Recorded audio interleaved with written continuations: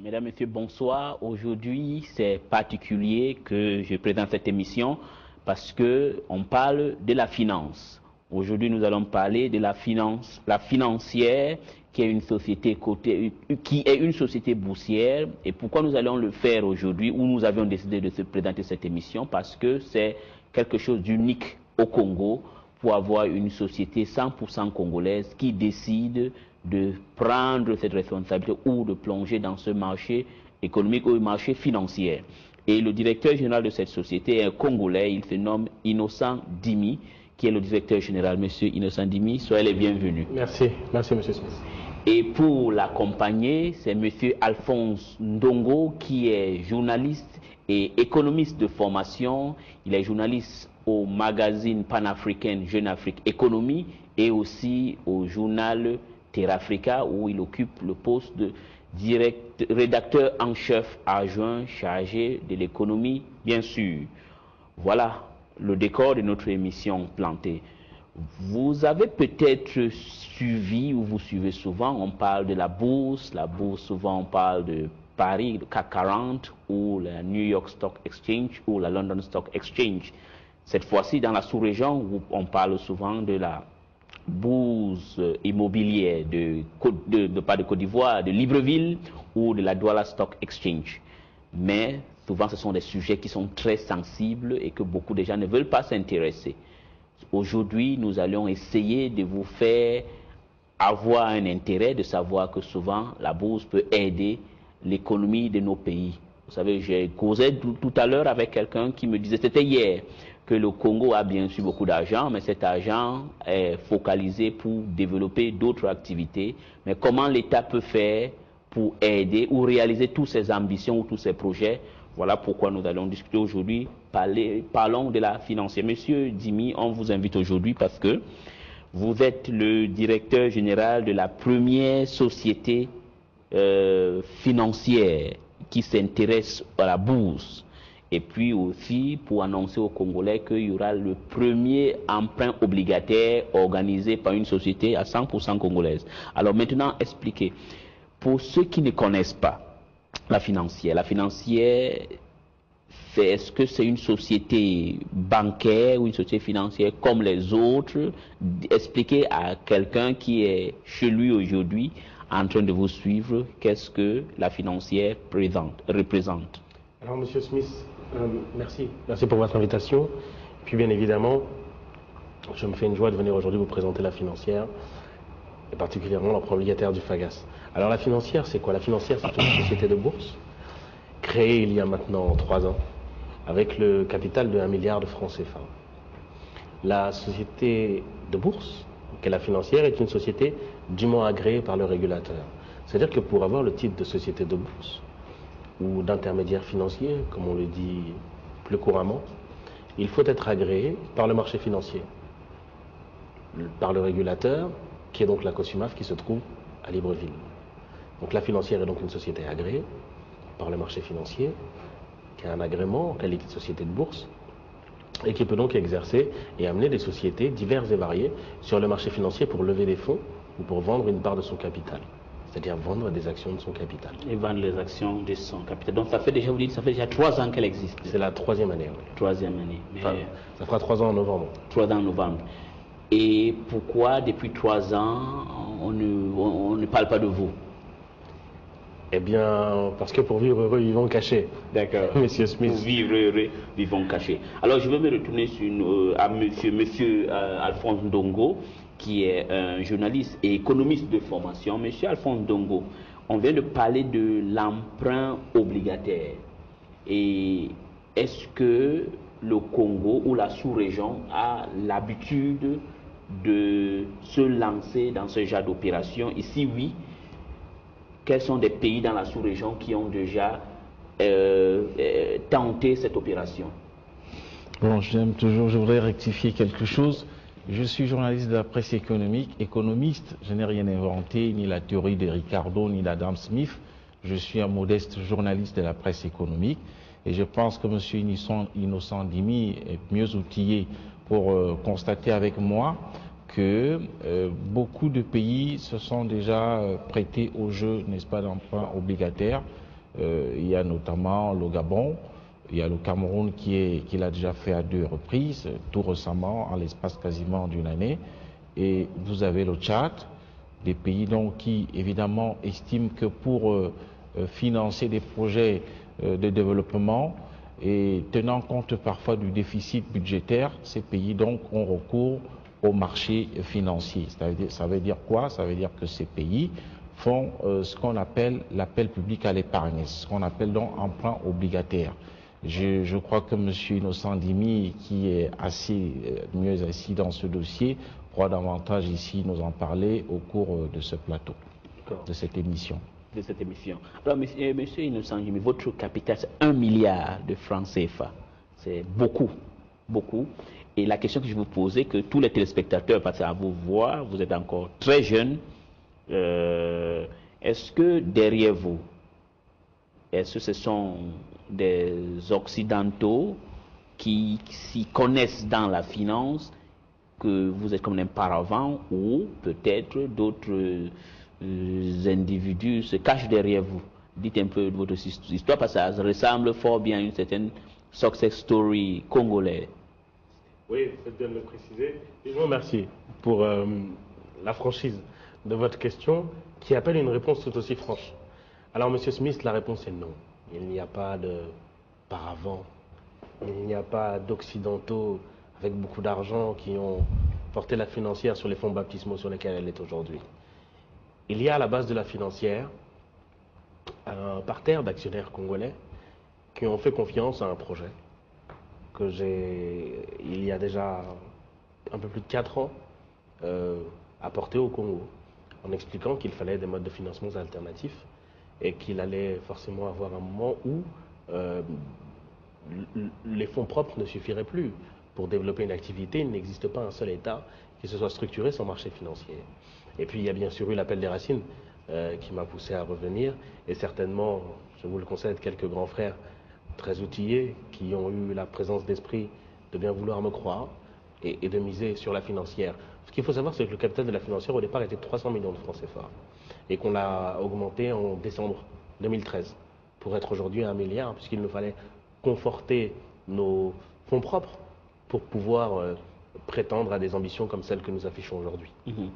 Et quand je vois dans la présentation de la financière, on dit la financière représente une alternative aux côtés des crédits classiques, donc oui, les banques ou les microfinances. Alors oui, dites-nous, qu'est-ce qui vous différencie aux banques classiques ou des banques microfinances? Qu'est-ce qui différencie la financière?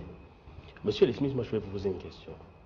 Si demain, MNTV veut se développer, veut aller sur l'international, aller se mettre au niveau des meilleures chaînes internationales, ABC, Al Jazeera ou autres, elle ne va pas pouvoir le faire avec ses fonds propres. Elle va aller voir une banque. Mais pour faire ça, Monsieur Smith, il faut beaucoup d'argent. Beaucoup d'argent. Énormément d'argent pour aller sur les standards internationaux. Je suivais un reportage sur la création d'une chaîne qu'on appelle Alcara TV, dernièrement, qui malheureusement a fait faillite. Oui, parce qu'il n'y avait pas assez d'argent. Vous comprenez bien qu'à ce moment-là, il faut vraiment beaucoup d'argent. Je crois que ça avait commencé avec 5 millions d'euros. Donc partons du principe que MN veut vraiment aller sur les standards internationaux et pour ça veut 20 millions d'euros. 20 millions d'euros, c'est 13 milliards de francs CFA. Je vous mets au défi d'aller voir n'importe quelle banque et de lever ces 13 milliards de francs CFA. Et si d'aventure, vous réussissiez à les lever auprès d'une seule banque, vous seriez contraint de supporter un taux terrible de l'ordre de 8, 9, voire 10%. Vous imaginez bien que c'est inenvisageable pour une structure d'aller chercher lever des fonds à ces taux-là, et c'est surtout pas possible parce qu'aucune banque ne prendra le risque de mettre 13 milliards sur une seule entité. Même si demain, vous faites ce qu'on appelle un pool bancaire, que vous réunissez plusieurs banques autour d'une table et que vous leur dites « voilà mon projet, financez-moi », le risque est trop important. Pourtant, vous avez les hommes, vous avez la capacité, vous avez le talent, vous avez les produits, vous avez les images, le background. Ça ne suffira pas. Alors, à ce moment-là, oui, il y a une alternative. C'est de demander à toutes les personnes de la sous-région, du continent, voire du monde, je vous présente un projet. Le régulateur l'a agréé. Il a accepté. J'ai rempli les conditions, les garanties. j'ai une société de bourse qui porte mon projet et qui, elle, est agréée aussi par les marchés financiers. Je vous demande de bien vouloir me prêter votre argent et je vous donnerai 5,25%. C'est ce que fait aujourd'hui le FAGAS. Et là, en ça, le marché financier et la financière, qui représente le marché financier au Congo, du moins, est une vraie variante du crédit classique. D'accord, une vraie variante du crédit classique. Mais parlons des bourses.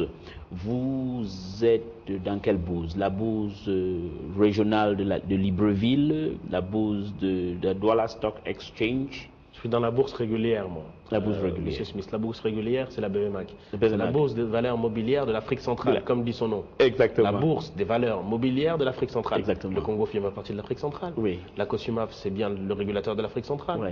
Donc moi, je suis dans cette bourse-là. Laissez-moi terminer mon Oui, propos. oui. Hein? La DSX, la Douala Stock Exchange, Oui. est une bourse nationale. D'accord. Avec un régulateur qui est national, qui est la CMF. Oui. Donc, vous êtes une bourse qui est transnationale au lieu d'une bourse nationale. Mais maintenant, il y a un autre problème avec cette bourse de Libreville, la BVMAC, c'est ça, oui. qui est une bourse de la sous-région. Oui. Est-ce qu'en termes de capitalisation, oui. elle est viable? Mais comment voulez-vous qu'une société exigée par les chefs d'État, tout comme l'a été la COSUMAF, tout comme l'a été la création du marché financier il y a plus de 10 ans, ne soit pas viable? Voyons, Monsieur Smith.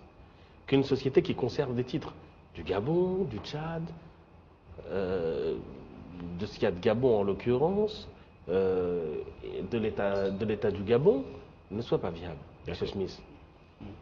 D'accord. J'aimerais que mon collègue qui est FIB, parce que M. Alphonse Ndongo, vous n'êtes pas seulement venu ici comme un invité, vous pouvez aussi avoir l'occasion de poser une question ou des questions à M. Innocent Dimi, parce que moi je tiens à insister que ce qui me fait plaisir, je dois être sincère, c'est la première fois que je vois un Congolais s'intéresser à la bourse, au marché financier. Je sais que peut-être à l'extérieur, à Paris, on les rencontre, mais ceux qui sont ici à Brazzaville, c'est la première fois que je vais dans ce jeu. Je suis très content, ça me fait plaisir. Merci. Donc j'aimerais donc que M. Alphonse Ndongo, vous n'êtes pas comme un invité, vous pouvez poser une question. Oui, je voudrais justement rebondir sur la question que tu as posée tantôt, Ili. C'est pour savoir qu'avec la coexistence de deux bourses, à savoir la Douala Stock Exchange et la bourse, n'est-ce pas, de Libreville, comment est-ce que la financière pourra être amenée à souvent mener ses opérations financières, étant donné qu'elle est d'une manière ou d'une autre obligée de s'adresser et aussi bien à la bourse de Libreville qu'à la Douala Stock Exchange? Mais moi, je suis agréé par le régulateur sous-régional. Et la CEMAC, c'est toute la sous-région. Le Cameroun compris. On n'a pas exclu le Cameroun. Pour l'opération du FAGAS, on a eu 2 agréments. Un par l'autorité sous-régionale, qui est la COSUMAF, et un par l'autorité nationale, qui est la CMF au Cameroun. Mais pour ce faire, il a fallu tout un mécanisme. Vous savez, si on n'avait pas eu cette complication, parce qu'il faut appeler un chat, cette difficulté, l'emprunt obligataire du FAGAS serait très certainement déjà bouclé à l'heure où on se parle. Et que nous l'appelons de tous nos voeux. Il faut une bourse unifiée. Mais c'est encore une fois, je n'ai pas réinventé l'eau chaude. C'est la volonté des chefs d'État. Donc, bien évidemment, c'est toujours extrêmement difficile là où il y a des hommes, hein, de faire résonner les cœurs à l'unisson du NIR. Mais je pense que le marché, plus il aura d'opérations, plus il sera contraint d'arriver à un marché unifié pour le bien de tous. Le bien de tous. Maintenant, vous parlez d'emprunt obligataire. Oui. Maintenant, moi, j'aimerais que ça soit d'une manière didactique. Oui. Pour que quelqu'un qui est... commun des mortels comprenne. Parce que vous savez, les financiers sont un peu élitistes, tout ça. Il faudra que ça soit quelque chose de populaire, qu'une dame, un monsieur qui est chez lui tout à l'heure en train de nous regarder, là, nous suivre, qu'il sache quand on dit emprunt obligataire, que cela signifie. Oui. Alors, vous avez dit didactique. Oui. Emprunt, c'est emprunter. Obligataire, c'est obligation. C'est emprunt avec obligation de rembourser. Ça veut dire que c'est pas comme à la cité, où, écoute, prête-moi 100 000, là c'est un peu difficile, et puis bon, mon frère, attends un peu, non, c'est pas comme ça que ça marche, le marché financier. Une fois que vous avez franchi le cap du régulateur, et qu'on vous a agréé, qu'on vous a donné l'autorisation d'aller lever les fonds, vous collectez l'argent auprès des gens. Vous avez l'obligation de rembourser pendant la période annoncée, avec des délais, en respectant scrupuleusement les engagements que vous avez pris auprès du régulateur, sous peine de subir des pénalités lourdes au profit du souscripteur. La deuxième chose que je tiens à expliquer, c'est que quand on fait un emprunt obligataire, il y a une mécanique de garantie qui est huilée, qui fait qu'il est impossible d'échapper à ces obligations. Si vous n'avez pas les capitaux suffisants, on ne vous laissera pas aller emprunter sur le marché financier. Si vous n'avez pas les garanties suffisantes, on ne vous laissera pas aller emprunter sur le marché financier. Le marché de l'obligation est un marché extrêmement dur, très très très difficile. Pour obtenir le visa du marché financier, c'est un document d'information qu'il faut fournir de plus de 100 pages. C'est des états financiers, c'est une totale transparence, c'est les commissaires aux comptes internationaux qui doivent certifier vos comptes. Donc, on revient aux fondamentaux. Emprunt obligataire, c'est emprunter de l'argent avec obligation de rembourser par appel public à l'épargne. Donc, on appelle l'argent du grand public. D'accord. Et dites-nous un peu, monsieur le directeur général, on sait que le FAGAS, c'est une structure viable qui a une bonne signature, mais quelles sont les garanties que vous avez pour ce qui est du remboursement, pour que celui qui voudrait bien vous confier cet argent, qui voudrait bien être souscripteur, soit rassuré que les choses vont se dérouler selon les règles de l'art et qu'il n'en sera pas. C'est que vous dites que le FAGAS a une signature. Et ça c'est important. Moi, je crois beaucoup en la parole d'un homme, d'une institution. Donc, c'est vrai qu'ils ont une signature, qu'ils sont en perpétuelle évolution en termes de chiffres. Mais je suis d'accord avec vous, cela ne peut pas suffire. Alors, il y a des informations complémentaires qu'il faut vous apporter. La première, c'est que le FAGAS, c'est 350 milliards de francs CFA de capital. La deuxième chose, c'est que ces 14 États membres, ce sont les États qui garantissent l'emprunt obligataire du FAGAS. Vous conviendrez avec moi que 14 États qui tombent en faillite au même moment, c'est quand même assez difficile. Et puis que quand même, 14 États, on dit que l'Afrique est le continent émergent, vous en conviendrez avec moi, ne puissent pas rembourser 40 milliards de francs CFA. C'est qu'il y a un problème quelque part. Alors maintenant, vous dites, je vois même dans vos prospectus, c'est que vous conseillez les structures para-étatiques. Oui. Vous les conseillez pour faire, qu'est-ce que vous les conseillez avec précisément? Avant d'être une société de bourse, on est avant tout des financiers. On est des conseils financiers. Donc on a une expertise qu'on met à la disposition des sociétés para-étatiques, des sociétés privées, et pourquoi pas demain, les États. Comme le font, le fait n'importe quel conseil. Le domaine privé aujourd'hui est un domaine qui appelle à beaucoup de compétences, parce que le marché du travail est un domaine qui est lourd, qui est dur, et qu'il faut bien évidemment se dégager du lot pour pouvoir espérer prétendre aux plus jolies opportunités. Pour revenir un peu sur l'emprunt obligataire que vous allez piloter pour le compte du FAGAS, je voudrais savoir, en ce qui concerne le taux, est-ce que vous le trouvez assez attractif au regard des taux évidemment qui sont pratiqués hors zone comme dans la zone UEMOA? Est-ce que, évidemment, puisque vous n'allez pas seulement faire l'appel public à l'épargne au niveau de la CEMAC, de la zone CEMAC, vous voudriez bien évidemment peut-être vous projeter au-delà de la zone. Est-ce que le taux de 5% vous paraît vraiment attractif? Moi, je vais vous répondre différemment. Il n'y a pas une seule banque dans la sous-région qui peut rémunérer un DAT à 5%. Pardon pour le terme DAT, excusez-moi, vous voyez que c'est l'esprit financier qui revient au galop. Alors on appelle DAT dépôt à terme, un compte épargne, je dirais ça comme ça, qui peut rémunérer un compte épargne à 5%, 5,25 précisément.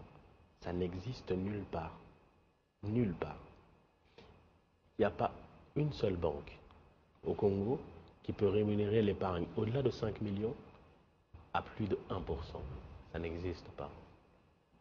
Pourtant, on dépose notre argent dans les banques. Alors, oui, c'est un taux attractif, ne serait-ce que pour ces raisons-là. Maintenant, s'agissant de l'autre axe de votre question, sur les tarifs qui sont pratiqués en zone UEMOA. C'est des tarifs qui sont très éloignés de la normalité, avec un risque considérable, c'est que ces États qui viennent sur le marché financier de manière régulière et récurrente le font 2 à 3 fois par an.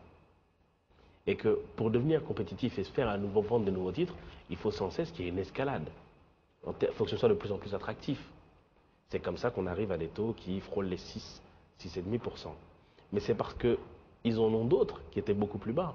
Donc il faut espérer, pour vous et pour moi, qui sommes des épargnants au départ, que plus il y aura d'emprunts obligataires, plus les taux seront hauts et plus nous serons rémunérés. Donc c'est plutôt une bonne nouvelle.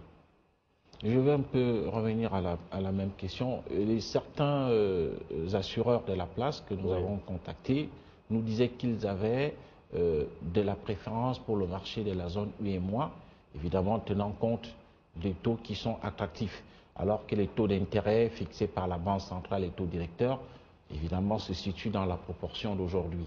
Est-ce qu'évidemment, ce n'est pas aussi un combat que vous devriez être mené au niveau de la financière? Parce que, après tout, business is business, comme disent les anglo-saxons. Business is business. Vous avez raison. Je ne vais pas rentrer dans des combats. Ça ne me ressemble pas. Je vais simplement essayer d'expliquer à ces gens-là que quand on sort l'argent de la zone, qu'on envoie en UEMOA, ce n'est pas le même franc CFA. Et qu'il y a une dépréciation sur l'argent qui est transféré. Vous en conviendrez avec moi. Qu'il n'y a pas la possibilité de démarrer sa voiture, d'aller voir la financière et de dire écoute, vends-moi mes titres tout de suite, maintenant. J'ai besoin de liquide. Parce qu'ils sont loin, donc il faut prendre l'avion, il faut s'organiser. Et puis il faut que les titres soient rapatriés et reviennent avec les délais de virement. Et puis enfin, il y a le fait de jouer le jeu dans sa propre zone, voyons. Vous imaginez qu'aujourd'hui, nous allons proposer dès demain à tout le monde, parce que c'est tout le monde que ça concerne dans l'emprunt obligataire, de vous payer, vous, petit épargnant, grand épargnant, moyen épargnant, pour financer des projets structurants de la zone. Vous entendez bien, hein? On va vous payer pour construire des routes, des ponts, des hôtels, des hôpitaux, accompagner les opérateurs économiques, accompagner les porteurs de projets. Dans votre région, à côté de chez vous. Donc vous allez prêter de l'argent, on va vous payer et on va créer de l'emploi dans votre zone. À un moment donné, D'accord, c'est bien. Mais je vous le retour, c'est un investissement quand même que les placements, c'est des investissements qu'on fait. il faut séparer les termes. Oui. Investissement est un risque de voir son argent disparaître. Oui. Dans l'investissement, il y a un risque de voir son argent disparaître. Et c'est ce qui signifie la différence entre un investissement et un placement. oui. Après, vous avez plusieurs niveaux de placement. Là, c'est un placement sans risque. Vous n'investissez pas sur le FAGAS. Oui. Vous placez votre argent sur des titres du FAGAS qu'il a l'obligation de vous rembourser et qu'il a la capacité à vous rembourser avec un taux d'intérêt de 5,25%. Et la durée? C'est pendant 5 ans, avec 5 ans. une année de différé. Oui. Et un remboursement qui se fera tous les 6 mois. Je précise que pendant l'année différée, on paye les intérêts. Et que c'est même plus attractif pour le souscripteur, puisque la première année, on paye les intérêts pleins, sans aucune valeur dégressive. Alors justement, concernant les remboursements pour quelqu'un qui pourrait être votre éventuel obligataire, comment ça va se passer? Quel est le mode de remboursement que vous avez prévu? Est-ce que c'est un mode de remboursement amortissement constant ou bien remboursement in fine? Non, c'est pas de l'in fine, je vous le disais. Alors, on va essayer de simplifier encore une fois pour les néophytes. Exactement. Il y a ma souscription initiale. J'ai mis 1 million de francs CFA. J'ai acheté 1 million de francs CFA d'obligations. On va me rémunérer ce million 5,25% la première année. Net, je le rappelle, il n'y a pas d'impôt sur cet argent. D'accord. La deuxième année, on va encore me rembourser sur la base de 10 millions de francs CFA, mes intérêts, moins les 2,5 millions qu'on me rembourse de capital. La troisième année, même principe, on me rend 2,5 millions de francs CFA avec les intérêts sur les 7,5 millions qui me restaient d'actions.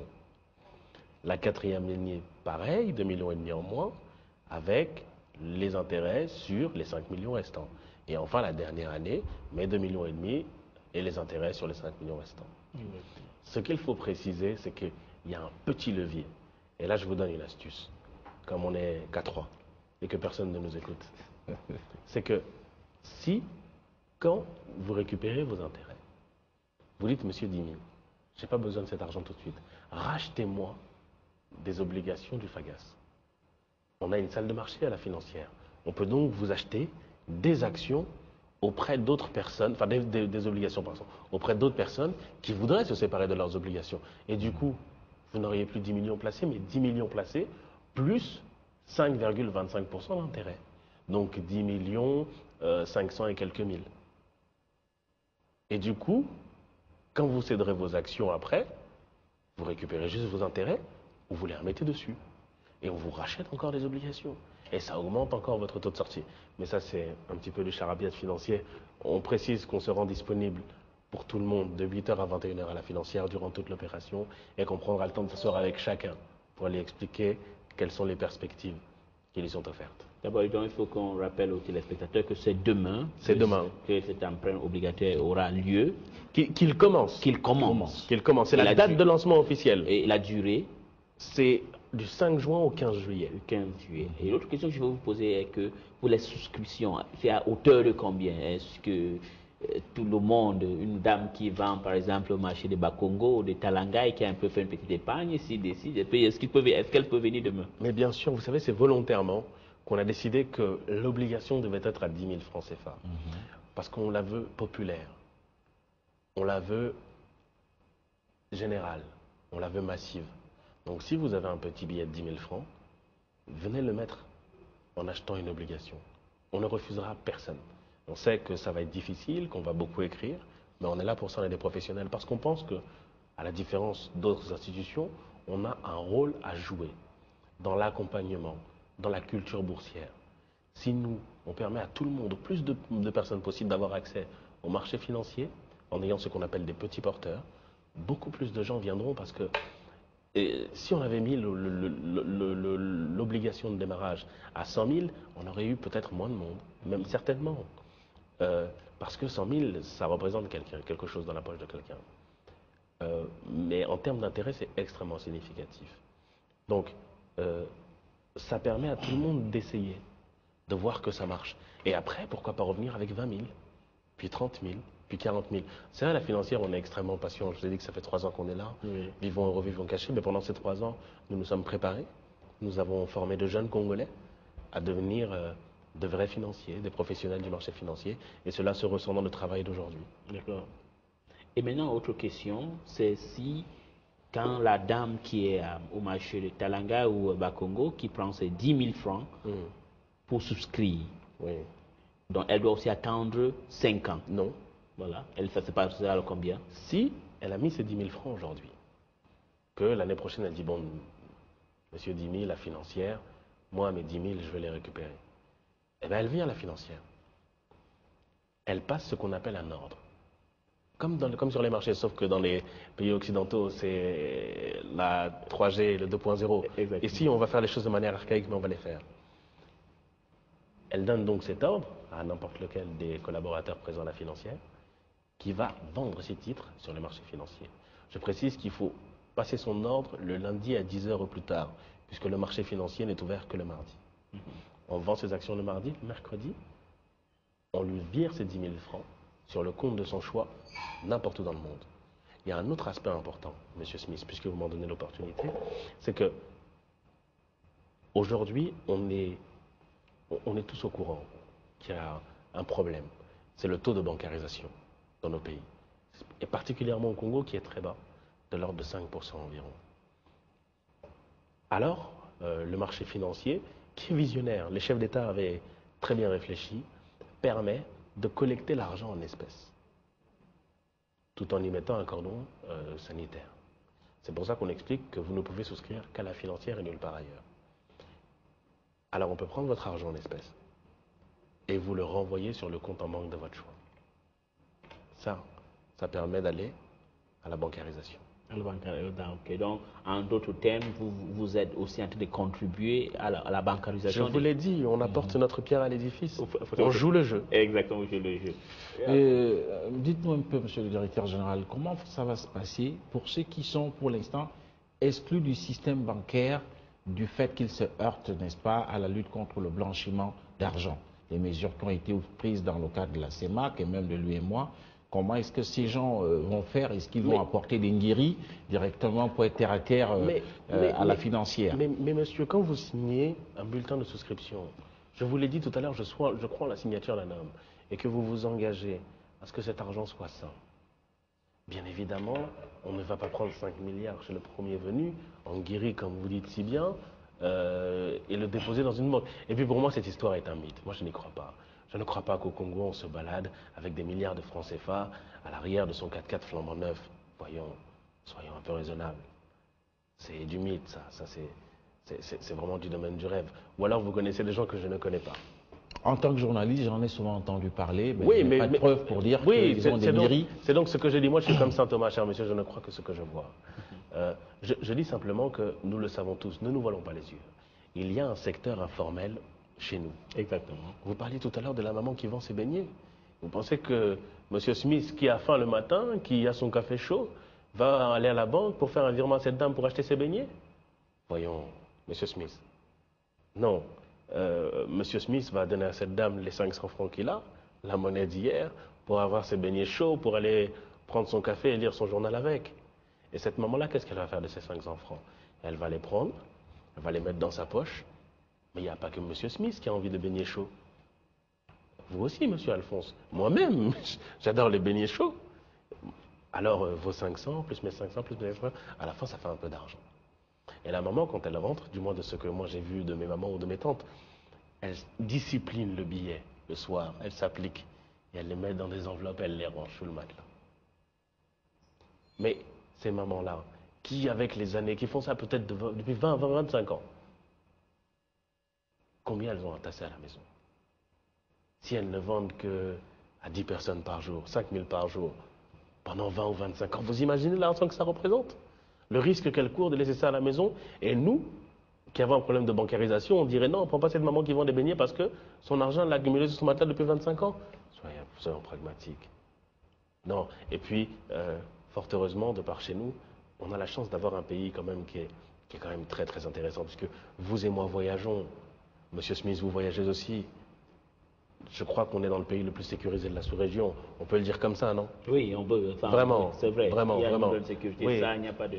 Exactement. Là, oui. Alors, à partir de ce moment-là, le contexte des affaires permettant à ces moments de vendre leur beignets tranquillement, pourquoi on ne leur permettrait pas d'aller à la banque avec l'argent de leur beignets?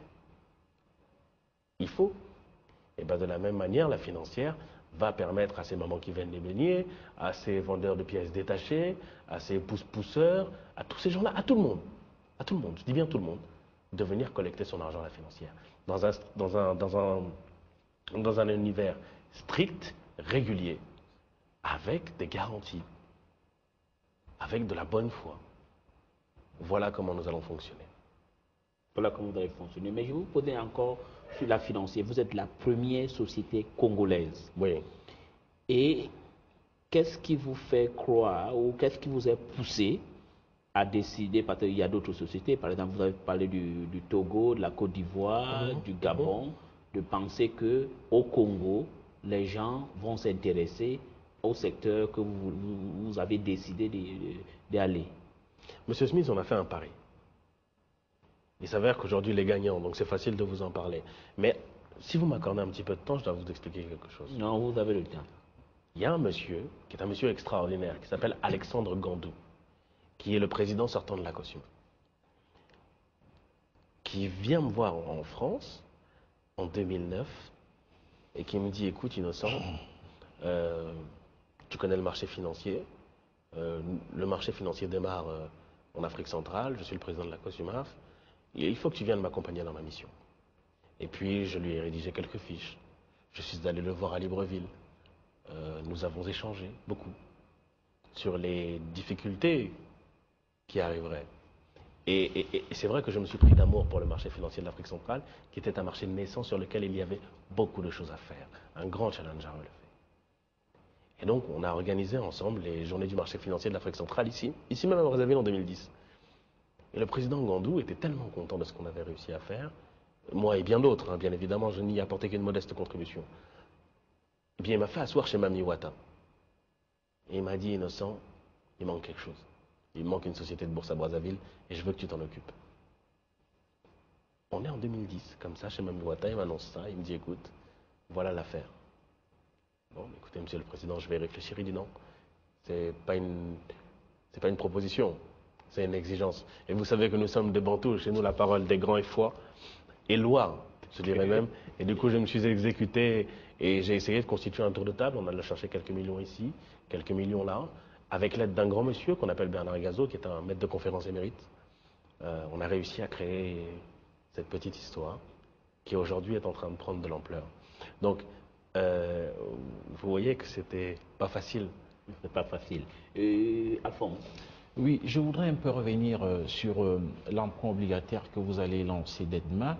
Est-ce que, vous savez, les obligataires sont comme des oiseaux qui peuvent être apeurés au moindre bruit d'armes? Est-ce que dans l'environnement politique, puisque vous êtes obligé d'en tenir compte d'une manière ou d'une autre, est-ce que lorsque vous faites des projections sur l'environnement politique de la sous-région dans les années à venir, est-ce que, évidemment, cela ne peut pas parfois compromettre certaines actions que vous êtes en train de mener?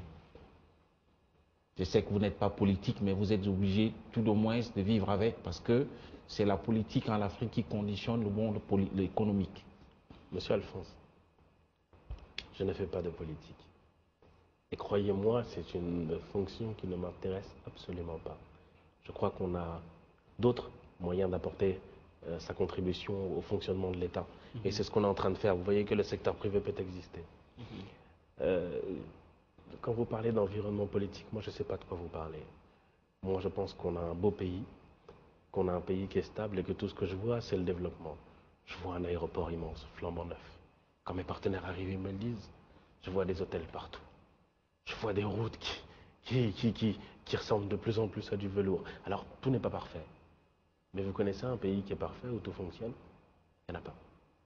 Tout ce que moi je peux vous dire, c'est qu'il n'y a pas une seule économie qui s'est créée sans marché financier sérieux et solide. C'est tout ce que je peux vous dire. Et que bien évidemment, je n'ai pas de boule de cristal. Mais je peux vous assurer que de ce que j'ai vu, parce que j'ai beaucoup voyagé, le Congo est un très très beau pays et est un pays propice aux affaires. Et je vais vous dire une chose qui est très très très importante pour moi, c'est que il n'y a pas de grand pays sans grands hommes. Et je crois que ce pays compte quelques grands hommes. D'accord. Ça, c'est extraordinaire. Mais avant de vous... Je vais emboîter dans son cas. Quand vous dites que le Congo, elle est stable, c'est la vérité. Mais autre question que je voulais poser sur le Congo, c'est que c'est un pays quand même qui est communiste. On peut tout dire. Si ça a réussi dans les pays comme le Gabon, le Cameroun, la Côte d'Ivoire, ils ont un caractère libéral. Ils ont toujours, comment vous allez faire pour convaincre les gens qui croient au collectivisme et puis que tout l'État doit toujours participer dans tout, d'ici intéressé dans les activités boursières? Je ne partage pas votre analyse, hein, monsieur Smith. Je voudrais compléter justement la question de Smith. Dans les emprunts obligataires qui ont été lancés dans la sous-région, les différents rapports montrent que les souscripteurs sont venus beaucoup plus du Gabon, de la Guinée équatoriale, du Cameroun, et que souvent le Congo, la souscription n'a même pas parfois dépassé 5%.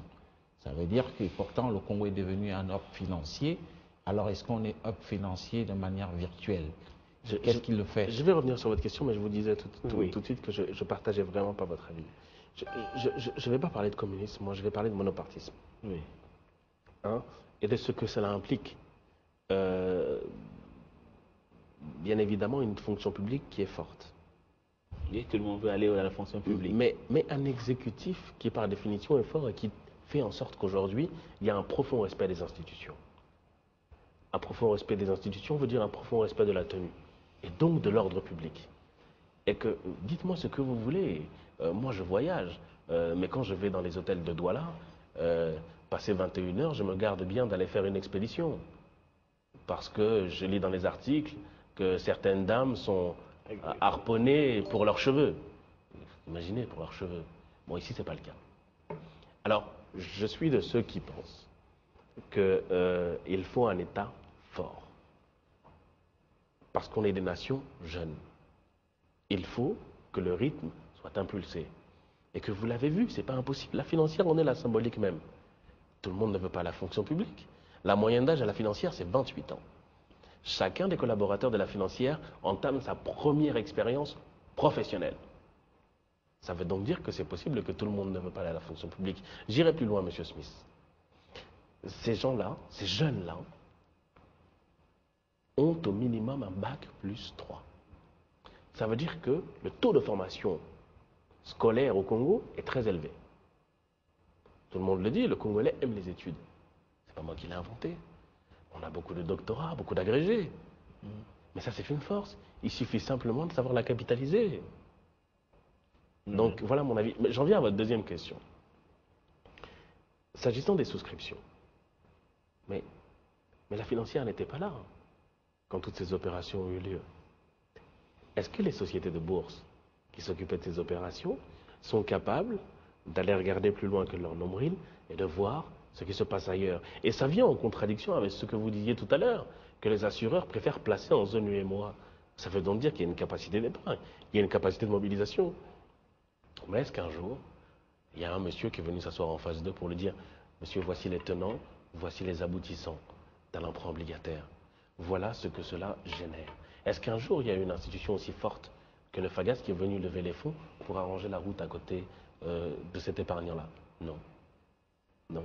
Et c'est le travail que va faire la financière aujourd'hui. Et c'est le travail que va faire la financière. Donc vous pensez que comme c'est une société endogène, donc purement congolaise, vous sauriez comment convaincre les Congolais de s'intéresser aux produits que vous êtes en train de vendre pour eux? Monsieur Smith, je ne voudrais pas être philosophe ce soir vu l'heure, mais connais-toi toi-même et tu avanceras. Oui, d'accord. Alors, je voudrais un peu, est-ce que vous pouvez encore repréciser ou alors assurer les potentiels souscripteurs de demain ou d'après-demain, qu'est-ce que le FAGAS veut exactement financer? Ils ont besoin de cet argent, 40 milliards, ce sera pour quoi faire? C'est 40 milliards qui sont levés pour le développement de la sous-région. Estimons-vous heureux, ils n'ont pas identifié tous les projets. Ils estiment que l'enveloppe pour développer la sous-région, c'est 40 milliards. Il y a quelques projets qui sont développés. Des hôtels, des projets de développement, quelques opérateurs économiques qui ont obtenu des marchés, et puis des porteurs de projets. Pour le reste, le FAGAS va se faire connaître encore plus dans la sous-région, comme il est en train de le faire en ce moment. Et à ce moment-là, mais vous, Monsieur Smith, pourquoi pas pour MNTV? Moi-même, pour la financière, je vais aller voir Henri-Marie Dondra, qui est le directeur général du FAGAS, et lui dire « Voilà mon projet. Les banques ne me suivent pas. Aide-moi. Aide-moi, je suis un projet de la sous-région. Mon projet, il est viable. » C'est là qu'on intervient. C'est là où vous venez. Donc, à vous entendre, tous les Congolais qui ont peut-être un projet viable peuvent aussi venir vers vous alors. Mais bien évidemment, je vous l'ai dit tout à l'heure, la financière est aussi une banque d'affaires. D'accord? Une banque d'affaires, c'est une société qui fait du conseil financier, du corporate finance. Une corporate finance. Yes. Et qui accompagne des porteurs de projets, qui accompagne des structures, qui s'occupe de fusion-acquisition. C'est une société, une banque, comme on l'appelle historiquement, comme l'a été la banque de Rothschild, comme l'a été la banque Lazare Frères, qui transforme des projets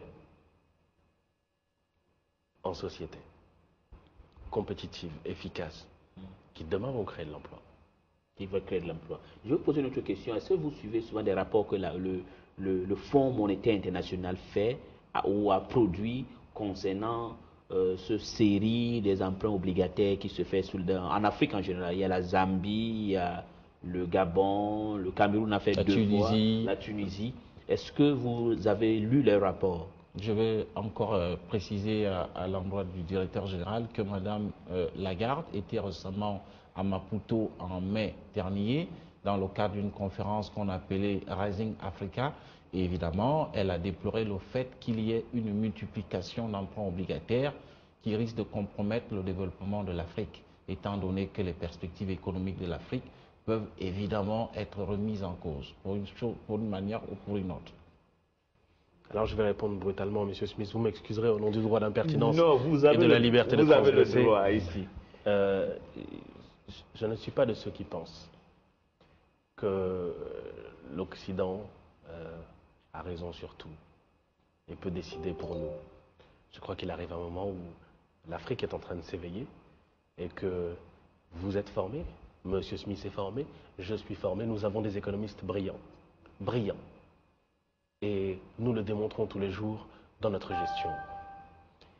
Et que les grandes leçons occidentales sont pour moi dépassées.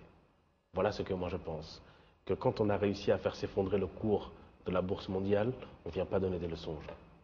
Voilà ce que moi je pense modestement. Je crois que le FMI est un outil, de même que la Banque mondiale ou la BAD. Mais je crois que les Africains doivent maintenant avoir leur destin entre leurs mains et que le développement de l'Afrique doit se faire par l'Afrique et pour l'Afrique. Voilà ce que moi je pense. Donc, Madame Lagarde est une experte brillante qui a son avis, mais je ne le partage pas. Je pense modestement que s'il ne fallait se développer que par nos fonds propres, on se développerait au ralenti. C'est ça la vérité. Et que Madame Lagarde est française.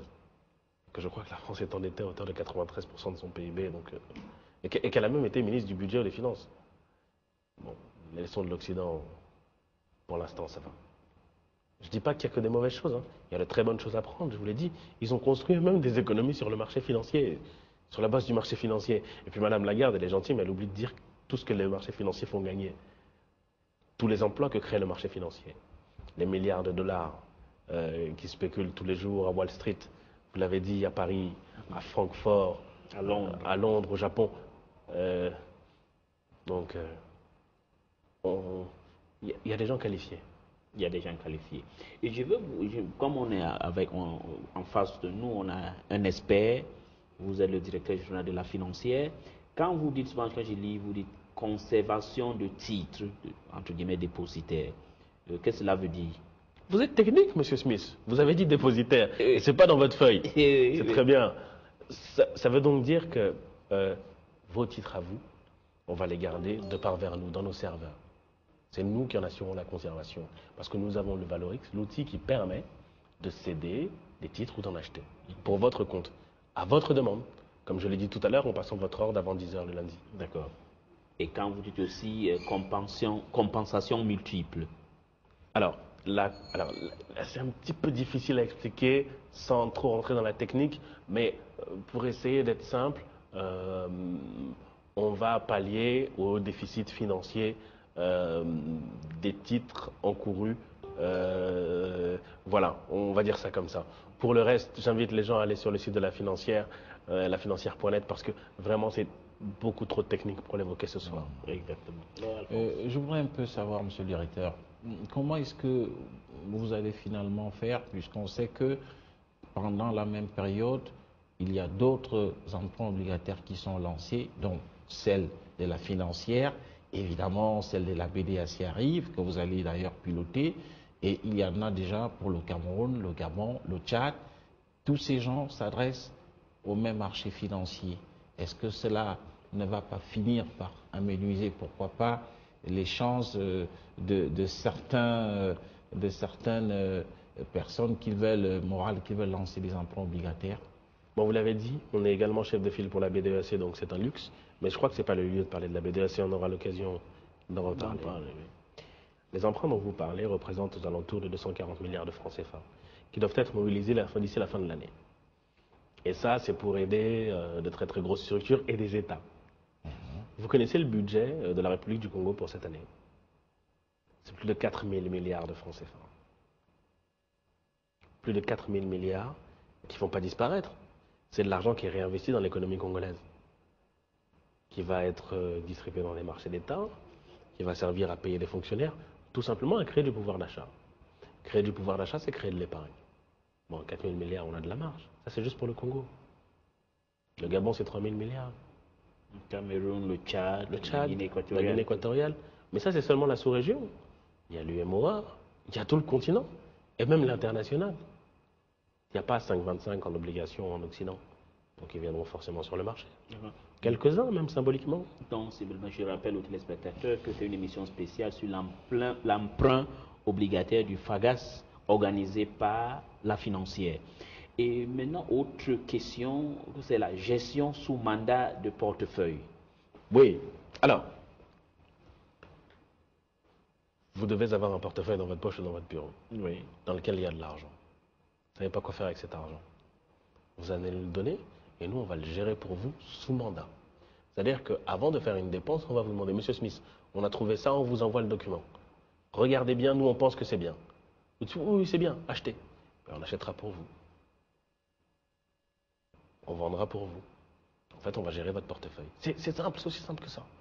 On va gérer votre portefeuille à votre demande. C'est vous qui allez, on va vous consulter, on va dire on a telle opportunité, vous dites oui, prenez. Telle opportunité, non, je ne le sens pas bien, je ne le prends pas. C'est ça. C'est aussi simple que cela, Monsieur Smith. Et Alphonse? Oui, je voudrais toujours revenir sur le FAGAS. Est-ce que dans le cadre des projets identifiés, il y a des projets qui intéressent le Congo? Oui, bien évidemment. Bien Lequel, évidemment. par exemple? Je ne vais pas répondre à cette question, vous savez pourquoi? Non. Parce que, ce serait favoriser l'entrepreneur qui a été retenu, ou les entrepreneurs qui ont été retenus, ou les projets qui ont été retenus. Et deuxièmement, ce serait exposer le FAGAS quant à une opportunité de financement pour quelqu'un d'autre. Donc je ne vais pas répondre. On a quand même un devoir de réserve. Alors maintenant, je voudrais que vous rappeliez aux téléspectateurs qui nous suivent ce soir de savoir pardon, le pourquoi vous êtes ici aujourd'hui. Premièrement, je les ai déjà dit que vous êtes une société purement congolaise. Donc quand même, il faudra que les Congolais sachent qu'il y a quand même des Congolais qui s'y connaissent dans la finance. Et que votre but aujourd'hui, c'est pourquoi cette nuit, parce que demain, l'action commence le 5. Exactement. Voilà donc, qu'ils sachent un peu. Monsieur Smith, voilà. Demain, on lance quelque chose d'exceptionnel. On lance au départ du Congo le premier emprunt obligataire du Fonds africain de garantie et de coopération économique. 5 juin, 10h30, ministère des Affaires étrangères, tout un symbole. Demain, on va présenter au gratin de la finance congolaise. C'est comme ça qu'il faut l'expliquer, puisqu'on a convoqué l'élite de la finance congolaise et les investisseurs potentiels. Comment s'articule ce financement? Comment se structure cet emprunt obligataire? Les garanties qu'on a mises en place. Mais on va surtout leur présenter une opportunité d'affaires incroyable. Je vous l'ai dit tout à l'heure. Vous nous prêtez de l'argent, on vous paye pour arranger la vie à côté de chez vous. C'est ce qu'on va présenter demain, lors de ce lancement officiel de cet emprunt obligataire, et on ira le dupliquer partout dans la sous-région. Vous aurez, oui, Alphonse. Admettons que vous soyez au-delà des 40 milliards que vous sollicitez, comment est-ce que va servir le surplus? Comment est-ce que ça va se présenter pour on appelle ça une sursouscription. C'est une éventualité, c'est même une réalité, c'est déjà arrivé. Et on pense qu'on va sursouscrire, modestement, bien évidemment. Ne présageons de rien. Si cela était le cas, il serait de bonne loi de réfléchir avec le FAGAS comment ne pas priver ces souscripteurs supplémentaires de l'opportunité qui leur est présentée. On ouvrirait donc, je pense, une ligne supplémentaire en accord avec le régulateur. Cela nous prendrait certainement 15 jours à 3 semaines de plus, mais pour 5,25%, ça vaut le coup d'attendre. D'accord.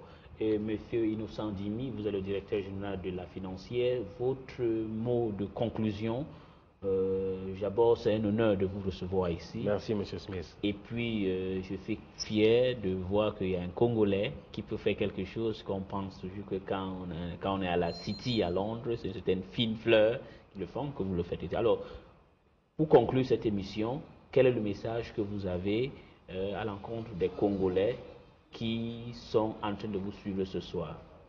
Mais je veux dire à ceux qui nous suivent ce soir que c'est le Congo qui est mis en exergue avec cette opération. C'est la finance congolaise qui est reconnue dans son savoir-faire.